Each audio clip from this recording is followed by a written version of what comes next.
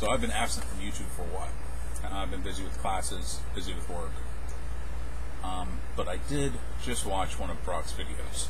Now, I normally, recently I've been pretty much ignoring Brock, because Brock's not that important in the scheme of things. I mean, he's just old, tired arguments, and this most recent video in regards to morality is the same.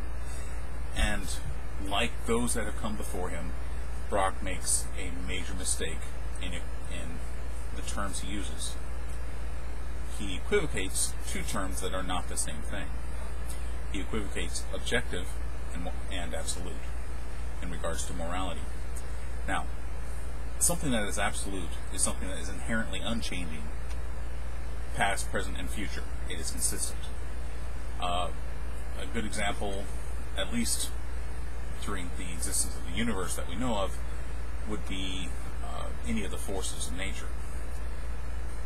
They're absolute. They affect the particles that they affect in the way that they affect them the same way, at the same time, past, present, and future. They are absolutes. However, something else, when it comes to objectives are simply things that we can observe that are independent of our subjective views. In other words, the sky being blue is an objective statement, provided that it's a clear, sunny day outside, like here in San Diego.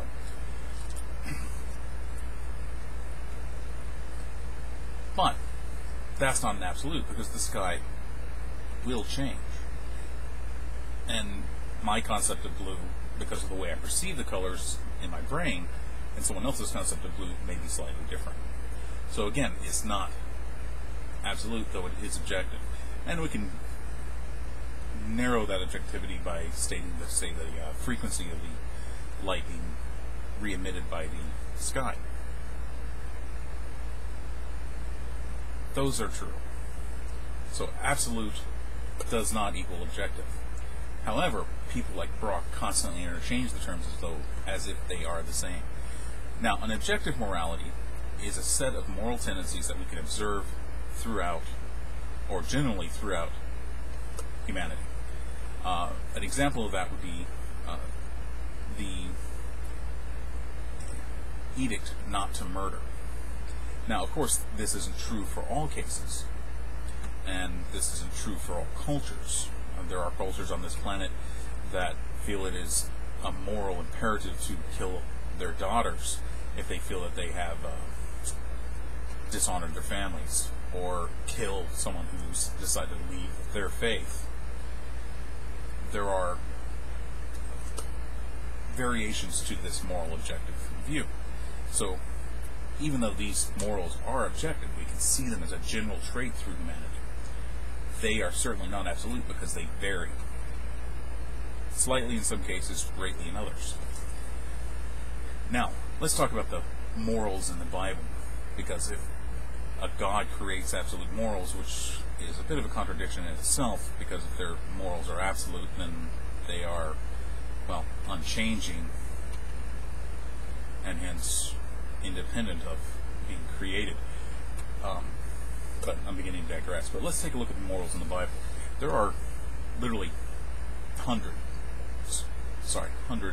of dietary laws in the Bible that are considered immoral to break by one religion, while other religions don't consider them that important.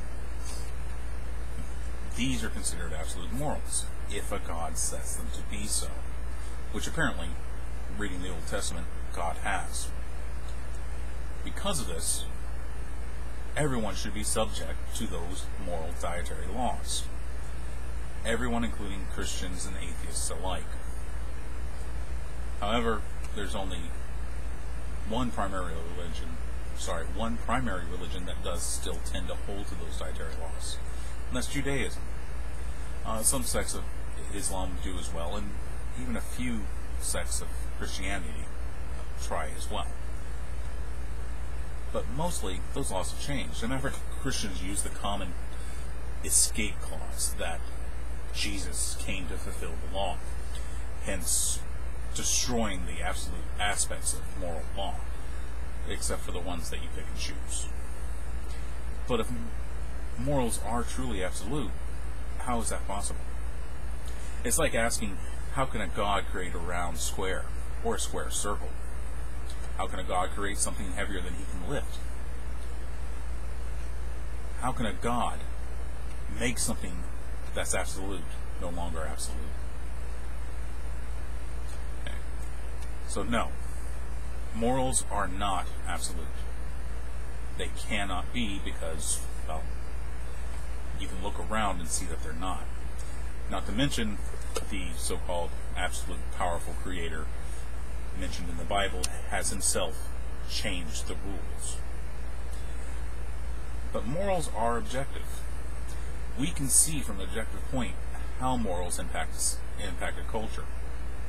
We can even predict how certain moral sets will impact the future of that culture. For instance, how well children are brought up and raised and therefore produce viable offspring. Oh, it kind of sounds like evolution here. Well, that's because morals are behaviors, and behaviors are governed by evolution. Now, human evolution has been a little bit short-circuited, but it's still there. And it's been short-circuited by our knowledge and our learning.